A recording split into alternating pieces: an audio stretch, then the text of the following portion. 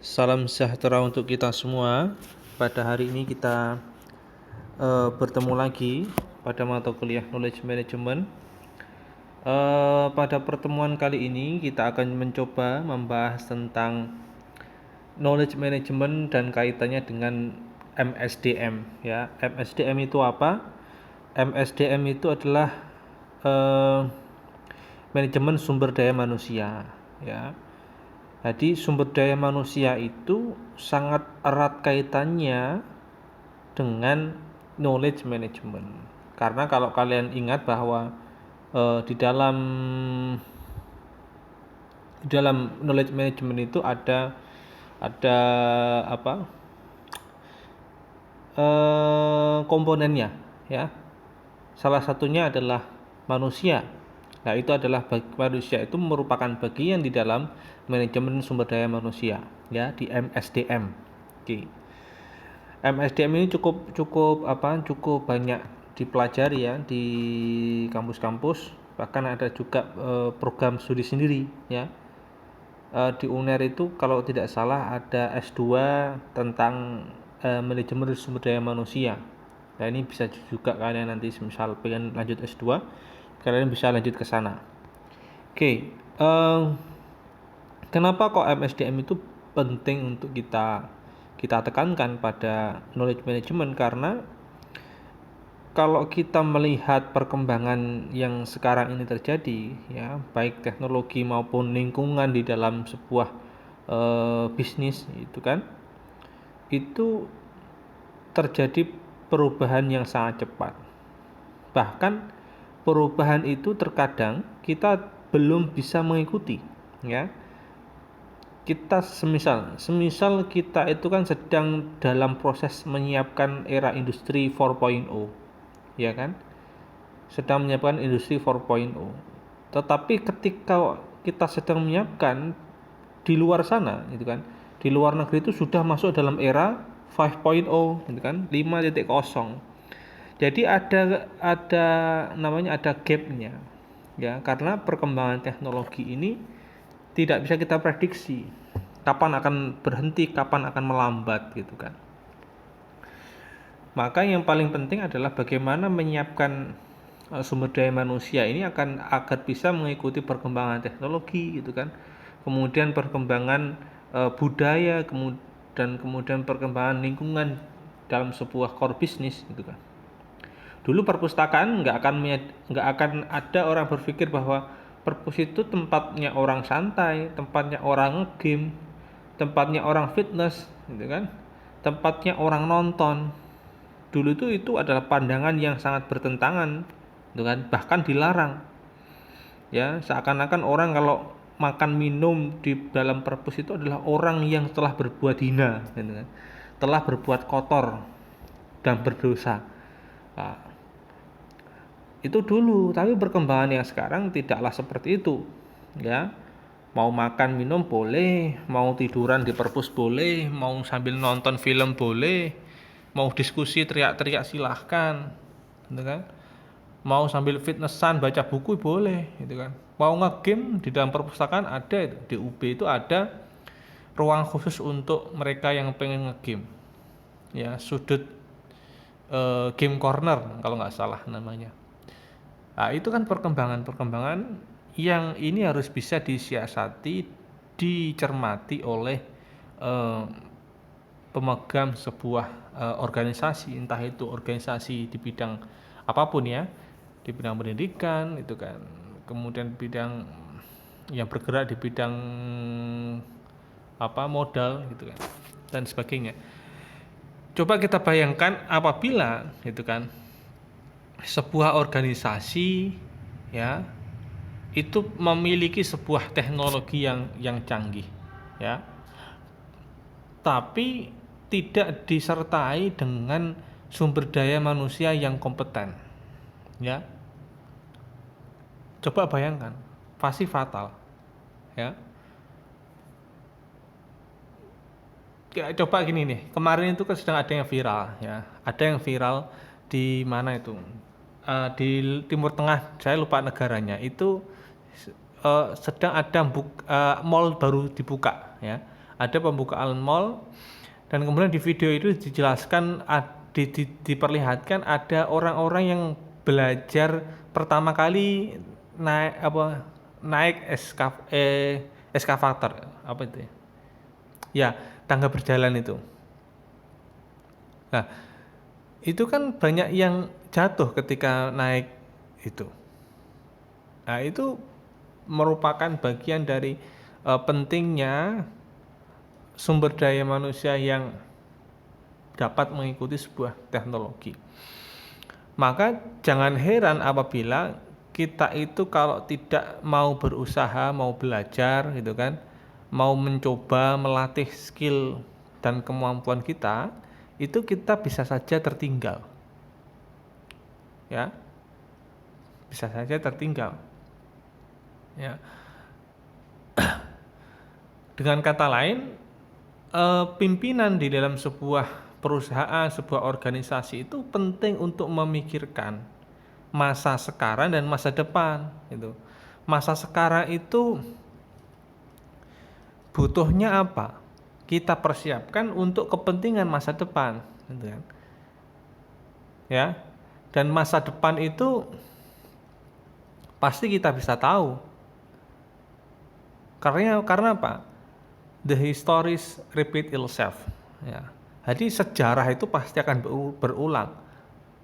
Berulang contohnya apa? Contohnya yang namanya kita nggak tahu kan kenapa kok sampai sekarang Android itu menjadi salah satu iOS yang paling disukai, gitu kan? Padahal dulu Android itu bukan salah satu pilihan bagi kebanyakan orang, bahkan mereka lebih suka pakai BlackBerry ya. Ketika Android masuk ke Indonesia itu kemudian itu masih sepi peminat ya, tapi karena kebutuhan ya, manusia itu kan butuhnya komunikasi, kemudian belajar, kemudian ada bisa juga untuk nge-game, maka dari BlackBerry itu mereka memilih Android. Lah, sejarah seperti ini tuh bisa saja masa depan itu terulang kembali. Kita tidak tahu teknologi apa yang akan ada di masa depan. Ya. Itu maka kita harus mencoba untuk memfikirkan ya. Dan itu salah satu tanggung jawab di dalam pada sebuah pimpinan organisasi ya, misal direktur sumber daya manusia atau kepala apa kayak gitu, itu harus difikirkan benar-benar dan kemudian dibuat sebuah perencanaan strategis ya. Oke. Nah, jadi organisasi itu dikatakan sehat jika memiliki intelektual kapital yang baik dan sehat ya. Intelektual kapital itu apa? Ya, intelektual kapital itu adalah orang yang punya modal intelektual, modal kepintaran, kecerdasan, itu intelektual kapital. Jadi dulu itu orang dikatakan kaya itu kalau dia punya yang namanya tanah banyak, itu kan, rumah banyak, itu kan, punya sapi banyak, ya, sapimu piro? Bisa dihitung 5 misal per sapi itu dihargai 20 juta, sudah 100 juta dia kekayaannya, gitu kan. Nah, tapi sekarang di era sekarang itu yang orang bisa dikatakan kaya itu kalau dia bisa punya intellectual capital, ya. Tetapi perspektif ini mungkin akan berbeda. Semisal kita melihat dari sisi sudut pandang geografis ya. Orang desa itu misal orang di pedesaan menganggap orang kaya itu yang ya orang punya tanah, punya kebun, punya ternak, hewan ternak yang banyak. Tapi orang di perkotaan menganggap orang kaya itu ya banyak uang ya. Tapi di era yang sekarang ini, era informasi, era industri 4.0 menuju ke 5.0, intelektual kapital itu penting ya. Ya. Dan ini bisa diukur gitu kan. Ini tuh bisa diukur. Bisa diukur, jadi intellectual capital di dalam sebuah organisasi itu bisa diukur. Satu, ngukurnya pakai dari motivasi kerjanya. Jadi kok kalian semisal ikut organisasi himpunan mahasiswa jurusan ilmu perpustakaan, kok di dalam organisasi itu sesama anggota itu saling semangat semangat kerja itu kan, saling memotivasi. Nah, ini sudah modal yang bagus karena itu bagian dari intellectual capital. Ya, ada motivasi di dalam pekerjaan. Yang kedua adalah kepuasan pelanggan. Ya, berkaitan dengan ini, maka kalau berhubungan dengan pelanggan, maka pelanggan itu adalah orang yang di luar organisasi. Semisal di perpustakaan pelanggannya adalah pemustaka, maka untuk melihat seberapa puasnya pelanggan itu atau pengguna perpustakaan itu, maka perlu diadakan survei, itu kan, diadakan wawancara, diadakan observasi, ya. Itu karena itu bagian dari melihat seberapa sih pelanggan saya itu puas, itu kan. Sama halnya kalian, semisal menjadi pengurus HMJ gitu. Sebenarnya itu karena pelanggannya HMJ itu sebenarnya kan adalah mahasiswa perpustakaan sendiri, ya disurvei saja. Bagaimana sih program-program HMJ itu sesuai ekspektasi dari mahasiswa IP atau tidak gitu. Itu perlu diperhatikan. Oh, kalau tidak sesuai ekspektasi, maka ya dirancanakan lagi apa-apa yang perlu dibikin, ya dirumuskan. Oke. Kemudian ada employee engagement, ya. Kesepakatan perusahaan, ya, perjanjian perusahaan. Orang kalau sudah mau masuk ke dalam sebuah organisasi, maka dia harus bertanggung jawab. Jangan sampai masuknya semangat, tapi ketika masuk sudah, karena saya sudah masuk, ya sak karepku gitu kan. Ada itu banyak, ya, banyak. Terutama ini kalau saya lihat isunya tuh kita tuh kepengin banget jadi PNS gitu ya. Tapi ketika jadi PNS sudah tercapai, maka ya aku PNS digaji negara, yo sak sirku toh gitu kan. Kerja semisal jam 8 masuk, datangnya jam 8 lebih 15.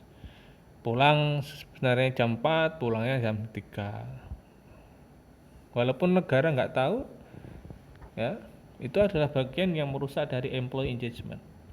Kemudian adalah kemampuan inovasi, ya. Inovasi itu penting kaitannya dengan perencanaan strategis, gitu kan. Tadi ya. Kenapa kok harus ada inovasi gitu? Agar kita tuh tidak hanya bekerja secara monoton, ya. Jadi tidak hanya bekerja secara monoton. Seorang pustakawan itu kerjaannya ya yang ngolah buku gitu kan. Itu kerjaan wajib pustakawan, ngolah buku. Ya mengkatalog, yang klasifikasi, yang analisis subjek, ya observasi, gitu kan. Ya pengadaan buku. Tapi inovasi lain di dalam semisal menjadi pustakawan, ya kalian juga harus menulis gitu kan, meneliti, mempublikasi gitu kan. Kalian ikut seminar, itu boleh ya. Karena itu bagian dari inovasi. Ya, kalian jadi narasumber gitu kan. Keren itu, ya.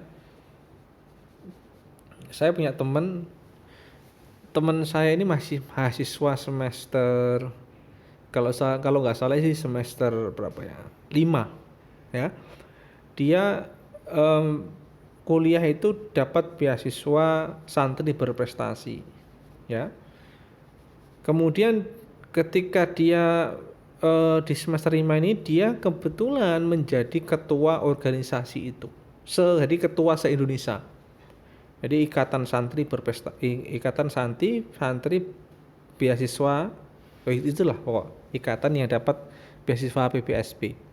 Lah, karena dia menjadi ketua, banyak program-program yang telah direncanakan ya.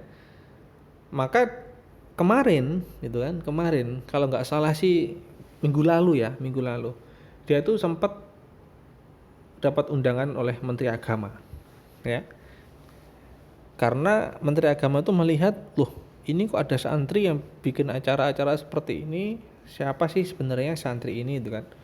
Oh ternyata ini adalah bagian dari santri yang berprestasi, dapat beasiswa dari Kemenak. Maka ya itu adalah apresiasi yang sangat tinggi dari Kementerian Agama. Ya.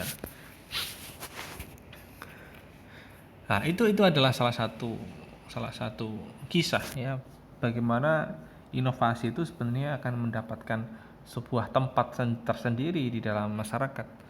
Kemudian suksesi itu berkaitan dengan kader ya, pengkaderan. Kalau kalian menjadi seorang ketua, kalian harus bisa mengkader ya. Bentuk pengkaderan terbaik itu adalah menjalankan budaya organisasi yang baik ketika kalian menjabat ya. Jadi ketika kalian menjalankan budaya organisasi yang bagus ya, yang sehat, yang mempunyai integritas yang tinggi, maka otomatis suksesi kalian sudah terbentuk dari situ ya. Kemudian adalah profesionalitas budaya perusahaan. Nah, ini berkaitan dengan budaya perusahaan, maka budaya itu sebenarnya bisa diciptakan dari apa? Diciptakan dari aktivitas kita di dalam perusahaan itu ya. Kalau aktivitas kita di dalam perusahaan itu atau di dalam organisasi itu adalah aktivitas yang bernilai positif, maka secara tidak langsung ketika ini dilakukan terus-menerus, ini akan menjadi budaya di dalam organisasi itu ya, akan menjadi budaya di dalam organisasi itu. Semisal pustakawan itu kan kerjaannya kan cuma menjaga buku itu kan, nggak ada kerjaan lain selain itu sebenarnya. Tapi kalau kita mencoba berinovasi, ayolah cobalah neliti ini kan, nulis artikel itu kan. Lah, itu kalau kalian rutin lakukan, misal setahun nulis 2 artikel, itu akan memancing orang lain untuk ikut menulis. Ya. Dan tulisan seperti ini itu sangat bagus untuk seorang pustakawan, karena nanti dari tulisan itu bisa menambah pundi-pundi cuannya. Jadi seperti itu. Oke. Kemudian ada komponen utama dari MSDM. Ya, yang pertama adalah memahami bisnis perusahaan. Core bisnisnya itu apa gitu. Jadi perusahaan itu, organisasi ini didirikan tujuannya apa gitu kan. Itu harus benar-benar difahami. Kalau cari keuntungan ya sudah, cari cara yang bagaimana perusahaan kalian bisa untung. Gitu kan. Apapun caranya. Kalau di perpustakaan itu kan bergerak di bidang non profit ya, yang tujuannya adalah melayani pengguna ya. Tujuan utama adalah melayani pengguna, maka segala kegiatan aktivitas apapun di perpustakaan itu ya harus bisa memberikan pelayanan untuk pengguna ya. Kemudian memiliki pengetahuan pengelolaan sumber daya manusia, ini penting ya. Kemudian mengelola budaya perusahaan, tadi sudah saya jelaskan, mengelola perubahan. Nah, perubahan inilah yang perlu difikirkan, bahwa kita itu harus punya